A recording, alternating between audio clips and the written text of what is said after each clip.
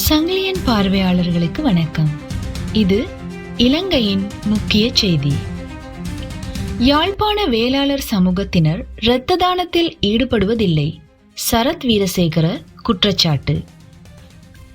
யாழ்ப்பாணத்தில் வசிக்கும் வேளாளர் சாதியை சேர்ந்த சில தமிழ் மக்கள் இரத்த தானத்தில் கலந்து கொள்ளாமல் இருப்பது குறித்து முன்னாள் அமைச்சர் சரத் வீரசேகர சர்ச்சைக்குரிய குற்றச்சாட்டை முன்வைத்துள்ளார்.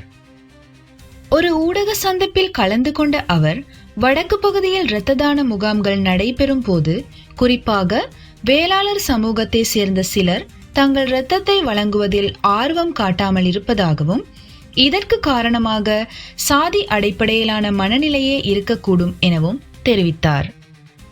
அவர் கூறியதாவது, இவர்கள் வழங்கும் இரத்தம் பிற சாதி மக்களுக்கும் செல்லக்கூடும் என்ற எண்ணம் காரணமாகவே இரத்த தானத்தில் ஈடுபடுவதில் ஒரு பகுதி மக்கள் தயக்கம் காட்டுகின்றனர்.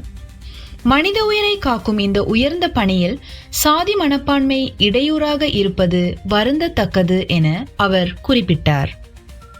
இக்குற்றச்சாட்டு சமூக வலைதளங்களிலும் அரசியல் வட்டாரங்களிலும் பெரும் விவாதத்தை ஏற்படுத்தியுள்ளது.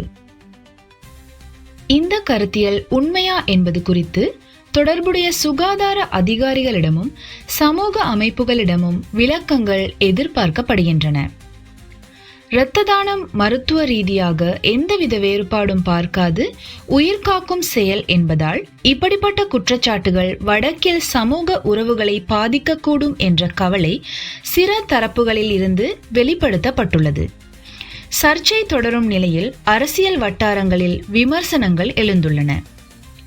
சரத் வீரசேகரவின் இந்த குற்றச்சாட்டு வடக்கு கிழக்கு தமிழ் சமூகத்தை குறிக்கோளாக கொண்ட அரசியல் தாக்குதல் என சில தமிழ் கட்சிகள் விமர்சனம் செய்துள்ளன.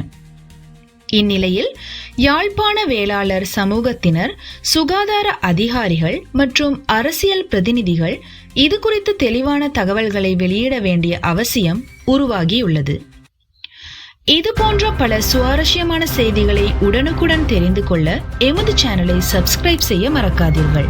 நன்றி, வணக்கம்.